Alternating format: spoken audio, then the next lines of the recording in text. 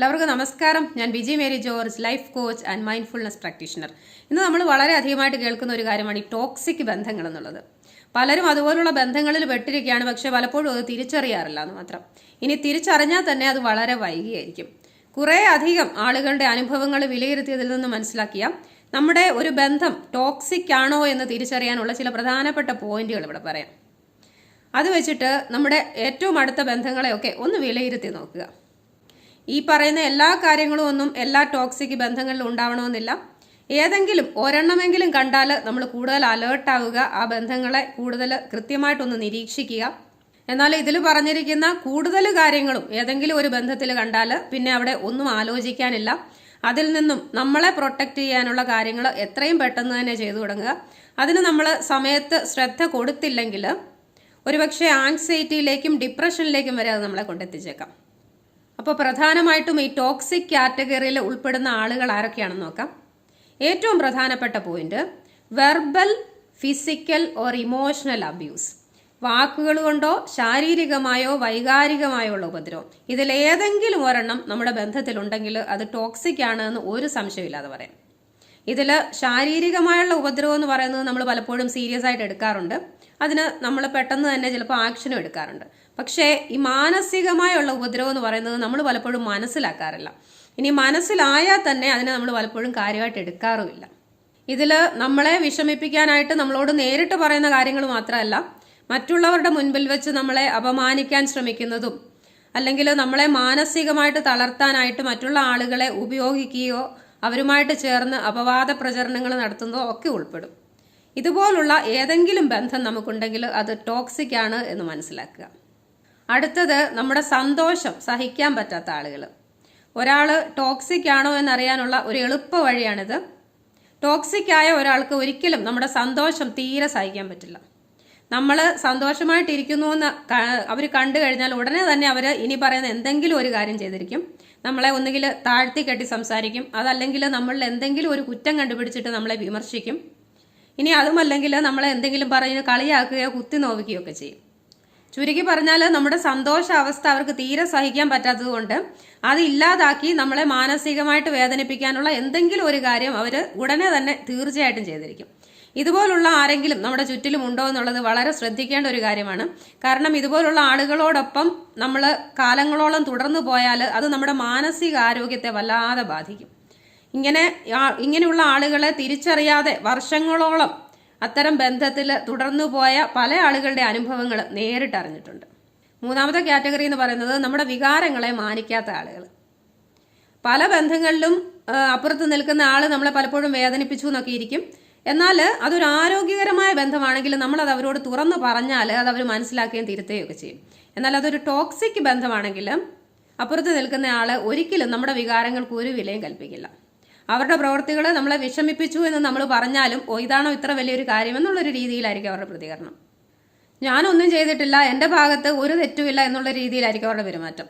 നിങ്ങളുടെ ഇന്ന പ്രവൃത്തികൾ അല്ലെങ്കിൽ ഈ രീതിയിലുള്ള പെരുമാറ്റം എനിക്ക് വേദന ഉണ്ടാക്കി എന്ന് നമ്മൾ അവരോട് വിശദമായിട്ട് പറഞ്ഞു കൊടുത്താലും ആ ഒരു സമയത്തും നമ്മൾ പറയുന്നത് ശരിയായിട്ടൊന്ന് കേൾക്കാനോ മനസ്സിലാക്കാനോ അംഗീകരിക്കാനോ ഒന്നും അവർ തയ്യാറാവില്ല എന്ന് മാത്രമല്ല, എൻ്റെ ഭാഗത്ത് എന്തെങ്കിലും തെറ്റ് സംഭവിച്ചിട്ടുണ്ടോ എന്ന് ഒന്ന് ആലോചിച്ച് നോക്കാൻ പോലും അവർ ശ്രമിക്കില്ല.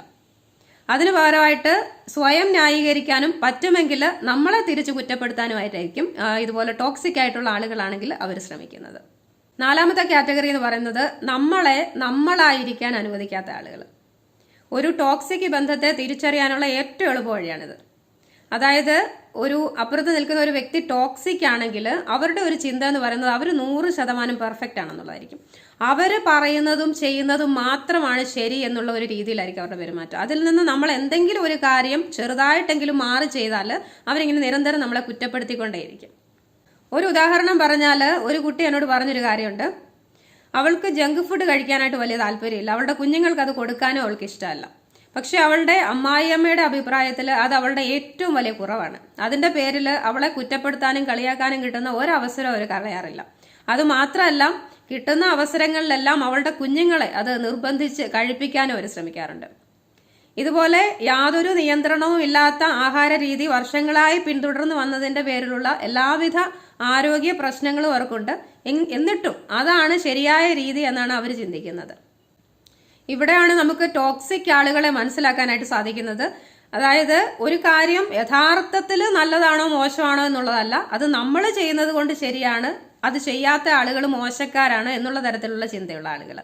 അത് ഇവിടെ പറഞ്ഞ ഉദാഹരണത്തിലേതുപോലെ നമ്മുടെ ജീവിതത്തിലെ സാധാരണ കാര്യങ്ങൾ മുതൽ രാഷ്ട്രീയ കാഴ്ചപ്പാടുകളോ മതവിശ്വാസങ്ങളോ ഒക്കെ ആവാം.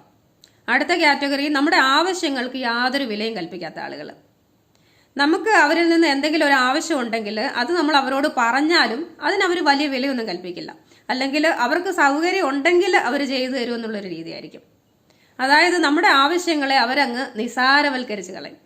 എന്നാൽ തിരിച്ച് നമ്മളെ കൊണ്ട് അവർക്ക് ആവശ്യമുള്ള കാര്യങ്ങൾ നടത്തിയെടുക്കാനായിട്ട് നമ്മളെ ഉപയോഗിക്കാൻ അവർക്ക് നല്ല താല്പര്യമായിരിക്കും.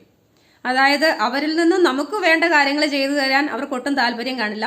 എന്നാൽ നമ്മളിൽ നിന്നും അവർക്ക് വേണ്ട കാര്യങ്ങൾ നേടിയെടുക്കാനായിട്ട് അവർ ഏതറ്റം വരെ പോവുകയും ചെയ്യും. അതിന് നമ്മൾ നിന്ന് കൊടുക്കുന്നില്ല എന്ന് കണ്ടാൽ മറ്റുള്ള ആളുകളെ വേണമെങ്കിലും അതിൽ ഉൾപ്പെടുത്തി നമ്മളെ ഉപദേശിക്കാനും അതിലൂടെ അവരുടെ കാര്യങ്ങൾ നേടിയെടുക്കാനും ഒക്കെ അവർ ശ്രമിക്കുകയും ചെയ്യും. അവസാനത്തെ കാറ്റഗറി, അതേസമയം വളരെ പ്രധാനപ്പെട്ട ഒരു കാറ്റഗറി എന്ന് പറയുന്നത് നമ്മുടെ മനസ്സമാധാനം നശിപ്പിക്കുന്ന ആളുകൾ.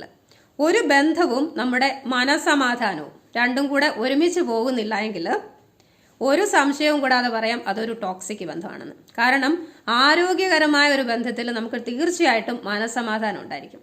മനസ്സമാധാനം നമ്മുടെ ജീവിതത്തിൽ എത്ര പ്രധാനപ്പെട്ടതാണ് എന്നുള്ളതിൻ്റെ ഡീറ്റെയിൽഡ് വീഡിയോകൾ ഞാൻ നേരത്തെ ചെയ്തിട്ടുണ്ട്. അത് കണ്ടിട്ടില്ലാത്തവരാണെങ്കിൽ കണ്ടു നോക്കുക. ഈ പറഞ്ഞ കാര്യങ്ങളുടെയൊക്കെ അടിസ്ഥാനത്തിൽ നമ്മുടെ ഏറ്റവും അടുത്ത ബന്ധങ്ങളെയൊക്കെ ഒന്ന് വിലയിരുത്തി നോക്കുക. എന്നിട്ട് ഏതെങ്കിലും ഒരു ബന്ധം ടോക്സിക് ആണ് എന്ന് തോന്നുന്നുണ്ടെങ്കിൽ അത് എത്ര അടുപ്പമുള്ള ബന്ധമാണെങ്കിലും അതിൽ നിന്ന് നമ്മളെ സംരക്ഷിക്കാനുള്ള ഉചിതമായ കാര്യങ്ങൾ ചെയ്തു തുടങ്ങുക. കാരണം ഒരു ആക്ഷനും എടുക്കാതെ നമ്മൾ ഇതുപോലുള്ള ബന്ധങ്ങളിലൊക്കെ തുടർന്നു പോയാൽ അത് നമ്മുടെ ശാരീരിക, മാനസിക, വൈകാരിക ആരോഗ്യത്തെ പ്രതികൂലമായി ബാധിക്കും. അതുകൊണ്ട് എത്രയും പെട്ടെന്ന് തന്നെ ഇത്തരം ബന്ധങ്ങളെ തിരിച്ചറിയുക, നമ്മുടെ ആരോഗ്യം സംരക്ഷിക്കുക. ഇനി അടുത്ത വീഡിയോയിൽ കാണാം. നന്ദി. എല്ലാവർക്കും വിജയാശംസകൾ.